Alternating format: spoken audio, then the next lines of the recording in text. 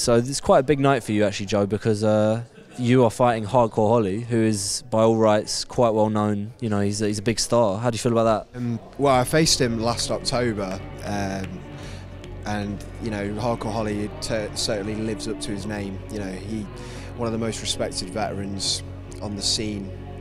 And you know, when you get in the ring with him, you're fighting. You know, you're having the fight of your life. He makes you respect him. If you didn't respect him before, which I certainly did, he makes you respect him. So last night was just like the last time I wrestled him, it was very physical, and I managed to equal up the score. So it's 1-1 between the two of us. So this evening, I know he's off, and you know, he's going to be looking for that win.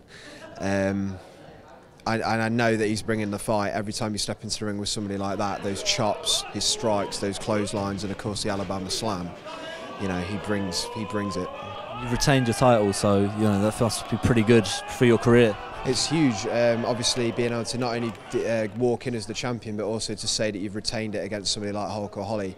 That's a huge deal. You know, when I got into professional wrestling, you know, I wouldn't be expecting to be stepping in the ring with somebody like that and getting that opportunity, not once, not twice, but 3 times doing that tonight in Leeds. That's massive, not just for me as a professional wrestler, but for me as just a person and being a wrestling fan. Is this your first title that you've retained? I've held a few championships throughout the country, but I'd say the Southside Heavyweight Championship is one. I mean, I recently defended it in Scotland. It's one that's probably the most known championship in terms of people who follow the British wrestling scene.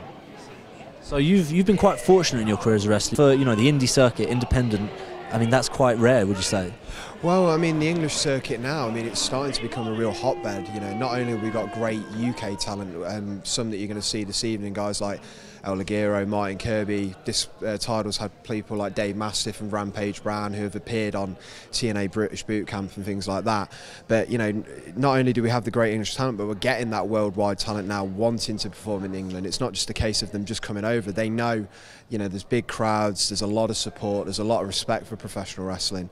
You know, when you've got legends like X-Pac, Marty Jannetty, Hardcore Holly, Chris Masters, all these kind of guys, and then you've got up-and-coming talent from the US facing the up-and-coming talent in the UK.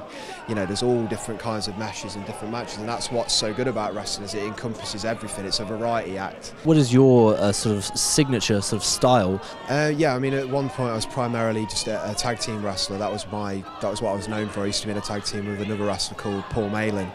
And we made a split. We totally separated, stopped tagging completely, and that's when I made a whole overhaul as a person and my style. I don't really like to pigeonhole myself into one style. One thing I like is, you know, one week I will be facing the Hardcore Holly.